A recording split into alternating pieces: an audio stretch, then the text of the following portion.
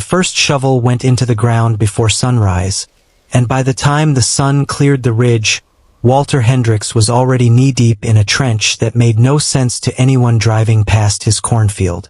Neighbors slowed their trucks on the county road just to stare. A man planting nothing, digging trenches instead of tilling rows 3 weeks before the growing season. It didn't add up, and in a farming town where everyone's business was everyone else's business, that kind of behavior didn't stay quiet for long. "You planting pipes now, Walter, or corn?" called Ray Doss, leaning out his truck window with a grin that wasn't entirely friendly. Walter didn't look up. He kept working, dragging another length of rusted scrap pipe from the pile beside his barn.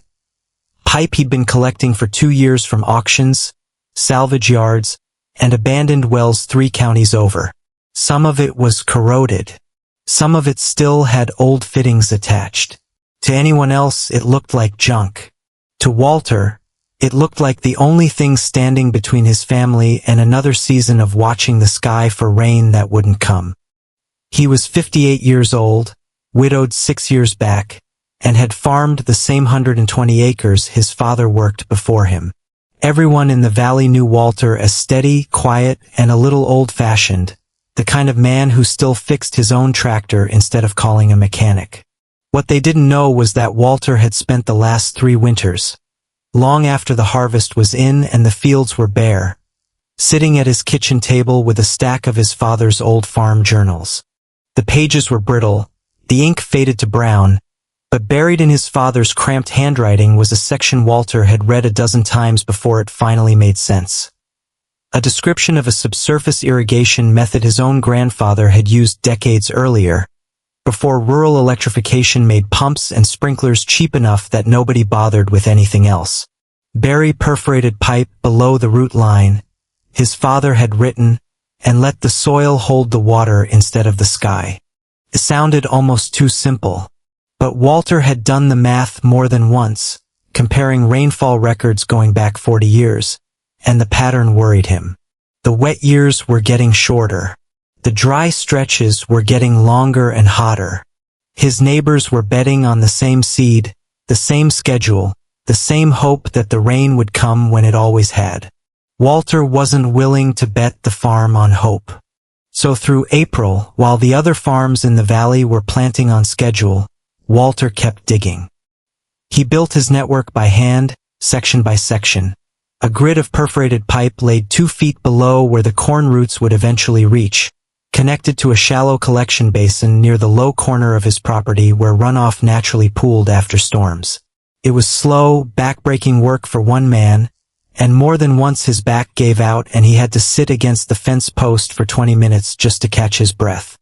His daughter, Carol, drove up from 2 counties over on a Sunday and found him sitting in the dirt, sweat-soaked, hands blistered raw.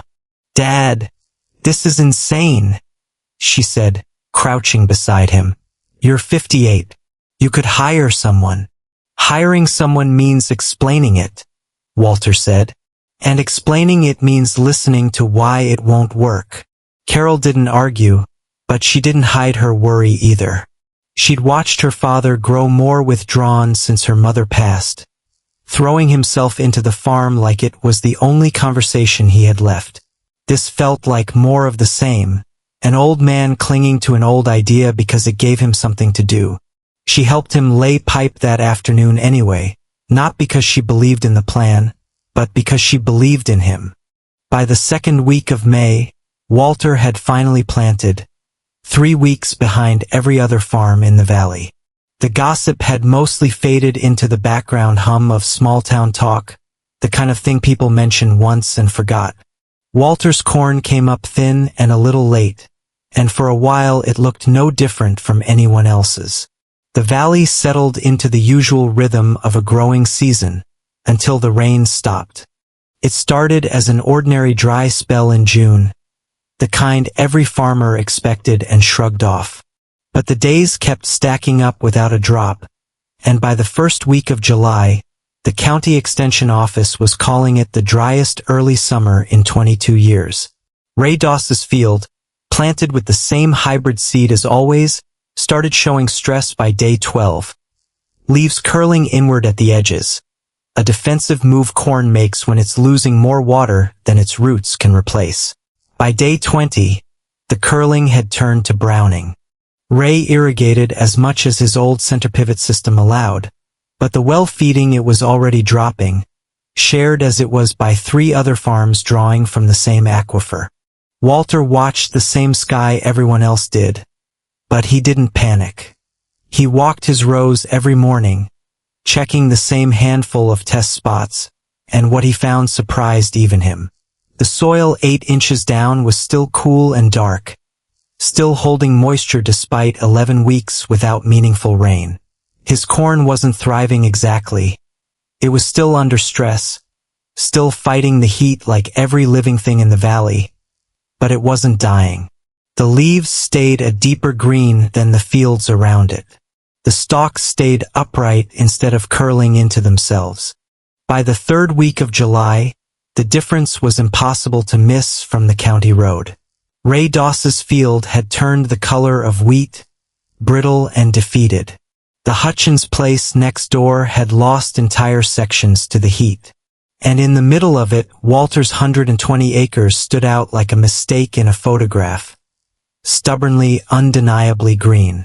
That was when the questions started, but they weren't mocking anymore. Ray Doss showed up at Walter's gate one evening, not with a grin this time, but with his hat in his hands, asking straight out what Walter had done differently. Walter almost didn't answer.